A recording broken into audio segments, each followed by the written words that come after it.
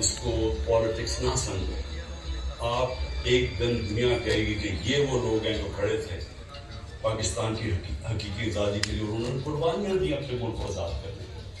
یہ صرف اور صرف ظلم کر رہے ہیں، ڈرا رہے ہیں، دھمکا رہے ہیں لوگوں کو غلام بنانے کے لیے کہ ہم یہ خوف کے ان کے خوف کے غلام بن جائیں. میں اپنی آج قوم کو کہنا چاہتا ہوں کہ دیکھیں آپ کو یہ اب میں اپنی ٹیم جو میرے لوگ ابھی چھپے بھی ہوئے ہیں سارے انڈر گراؤنڈ میں سب کو اب آپ کہنا چاہتا ہوں کہ دیکھیں وقت آ گیا. یہ لوگوں کے گھروں کے اندر گھس کے جو گھر کی عورتوں سے کر رہے ہیں، بچے اٹھا کے لے جاتے ہیں، گھر توڑ دیتے ہیں، گھر لوٹ لیتے ہیں، یہ ہزاروں گھروں سے کر رہے ہیں. پختونخوا کے اندر گاڑیاں اٹھا کے لے جاتے ہیں. جو بھی پی ٹی آئی کا ملے، رشتہ دار ملے، کوئی بھی، میں ساری قوم کو کہہ رہا ہوں کہ کیا آپ یہ برداشت کرنے کے لیے تیار ہیں؟ کیونکہ یہ آج ہمارے سے ہو رہا ہے، یہ سب سے ہوگا. جب پولیس سے آپ غلط کام کرواتے ہیں اور پولیس کو چھوڑا ہوا ہے کہ وہ کسی کو بھی کہہ کہ جی تمہارا جیو فینسنگ میں نام آیا اتنے پیسے دے دو. اگر آپ پولیس فورس بھی تباہ کر رہے ہیں، ادارے سارے تباہ ہو گئے. یہ جو نیب ہے، کیا نیب کی اہمیت رہ گئی ہے کہ اتنے بڑے ڈاکو ان سارے کے کیسز معاف کر دیے. جو 3 گاڑیاں آصف زرداری نے چوری کی ہیں توشہ خانہ سے، 1 گاڑی نواز شریف نے چوری کی ہے، 1 مریم نواز نے چوری کی ہے، ان کو کوئی پوچھ نہیں رہا.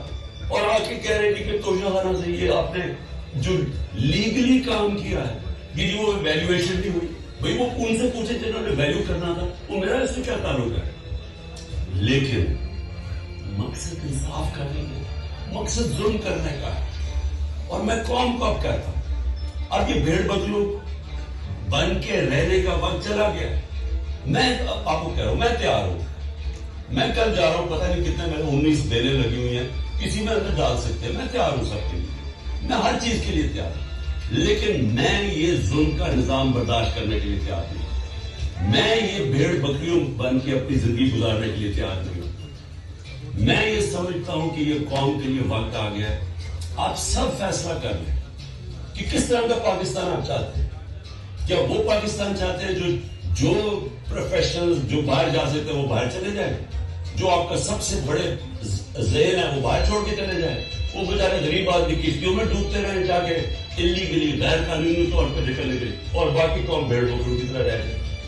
اس ملک میں کوئی مطلب نہیں. جو میں آج آپ کو کہنے کی کوشش کر رہا ہوں کہ انصاف جب ایک لوگوں کے دلوں میں چلا جاتا ہے کہ ہمیں انصاف چاہیے، ہمیں حقوق چاہیے، ہمیں آزادی چاہیے، پھر آپ ان کو جو مرضی کے ملٹری آپریشن بھی وہ پھر بیچ دل سے نہیں نکلتا ہے. کیونکہ جو اللہ نے ہمارے اندر یہ پیدا کیا وہ آزادی کا ہے. یہ جو آزادی کا بیج ہے یہ انصاف اور آزادی ساتھ ساتھ کرتی ہے، اندر ہے ہمارے. اور اس نے جب لا الہ الا اللہ کہتا ہے ہم اسے وعدہ کرتے ہیں تو ہمیں آزاد کرنا چاہتا ہے اللہ، کیونکہ صرف آزاد لوگ اوپر جا سکتے. تو جب لوگوں کا دل میں آزادی کا جذبہ آ جاتا ہے وہ بھی جبری طلاقوں سے، یہ پکڑ دکڑ کر کے، یہ مار پیٹ کے، یہ خوف کر کے، اس سے یہ جاتا نہیں ہے. پھر یہ نفرتیں بڑھ جاتی ہیں، یہ اور زیادہ غصہ بڑھ جاتا ہے، یہ کہیں جانے نہیں لگا. فیصلہ کرنا پڑے گا کہ کیا ہم نے یہ ظلم کا نظام قبول کر کے اور اسے ڈر کے ہم نے گھروں میں بیٹھ جانا ہے اور یہ ظلم ہونے دینا ہے. تو یہ سمجھ جائے کہ اس ملک کا کوئی مستقبل نہیں. کیا ہم اس کو قبول کریں گے اور خوف کے سامنے جھک جائیں گے، یا ہم ایک زندہ قوم کی طرح کھڑے ہوں گے؟ میں تو تیار ہوں جیل کے لیے، میں تو ہر چیز کے لیے تیار ہوں. اللہ کو پورا اعتماد ہے. میں تو یہ اپنی ذات کے لیے کر نہیں رہا، یہ تو میرے اپنے ملک کے لیے. میں جب نکلا تھا آج سے 27 سال پہلے تو میں تو جہاد سمجھ کے نکلا تھا، کیونکہ اللہ تو مجھے سب کچھ دے بیٹھا تھا. تو یہ تو اب آپ کے اوپر چیلنج ہے.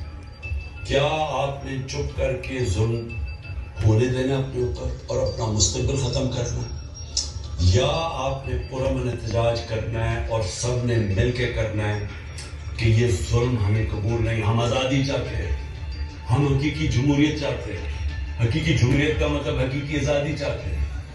ہم کسی صورت کسی ظالم کے سامنے سر نہیں جھکاتے.